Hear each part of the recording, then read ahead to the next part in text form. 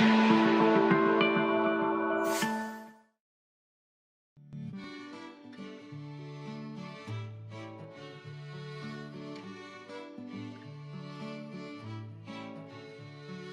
name is Maureen Some. I'm the founder of WildNowFoundation, and I'm a young youth representative of conservation in Kenya. My journey, it started when I was 3 years old.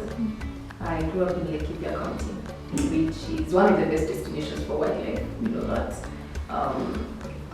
I wanted to adopt an elephant when I was about 9 years. Then we moved from Laikipia to Nairobi, totally different environment. So to keep myself busy, I started rescuing street cats and street dogs. So by the time I was 10, I had over 30 street cats and dogs and a few birds. So I would rescue the birds which are injured and then release them. So this went on for quite a while until I was 15. And I decided to work with KWS, volunteer, that is, in the animal orphanage. So I volunteered for quite some time in the orphanage and the spy work.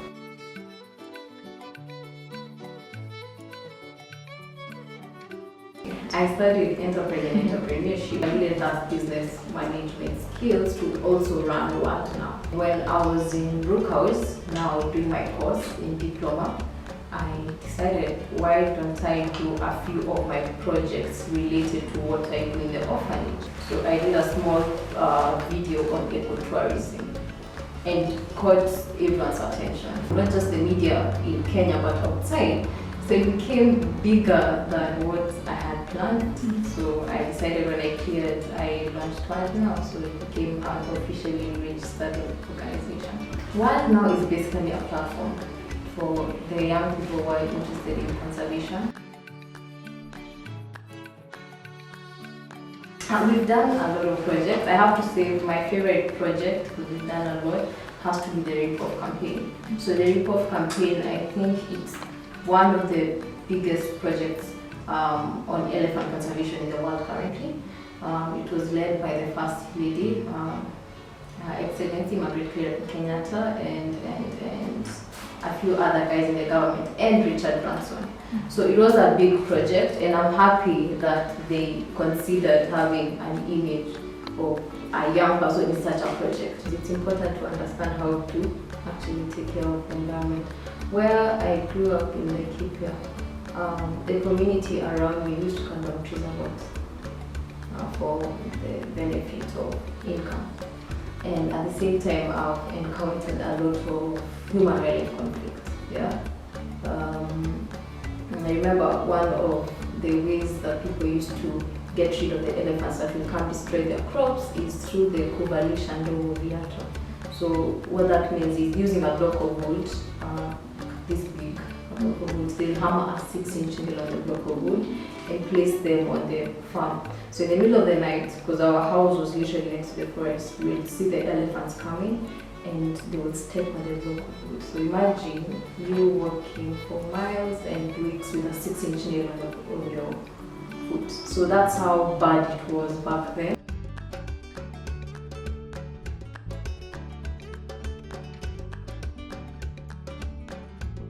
I hope that kids will not just be taught protect the environment. How do you do it? There's a whole science around it. You know, do it the right. Don't do the right thing the wrong way. We call there's always a strategy. So I hope the new curriculum, even though it's beginning, that the people who are handling it are professionals and know the way around the environment. I've interacted with a lot of communities in Kenya that they've been taught they should be doing tree planting to conserve the area around them, but they are doing it wrongly. Did you know that you can actually be doing tree planting but you're not doing it the right way? There's a specific way to cover that sector of tree planting, plant certain trees in certain areas. So the community that we were dealing with, they've been planting eucalyptus trees.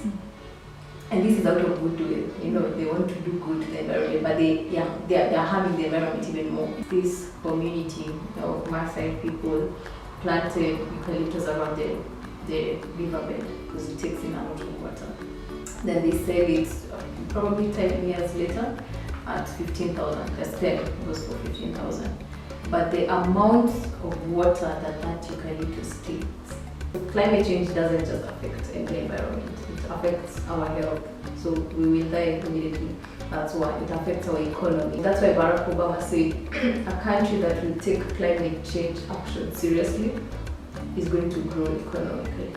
So climate change is something that doesn't really evolve around the environment, but also humanitarian work, poverty, and such things. We don't have to wait for extreme measures for us to start acting. Greta is always talking about climate change, but no one listens, doesn't matter. Just few young people, kids will take it seriously, but it's hard to take a whole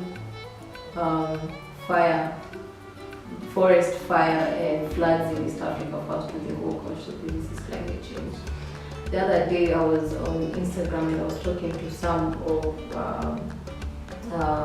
my followers about the locusts. And because of the billions of locusts that we have in Kenya, that's when people realized, oh gosh, so climate change is really been given a lot of warnings before all this happened. But I believe it's better to act before something happens. As individuals, even I myself have been a victim of this, that when it comes to climate change or anything in regards to environmental crisis, we are very loud to the government, and we go on strikes, we demand this to happen. Why don't we also start acting to do good to the environment in whatever way possible?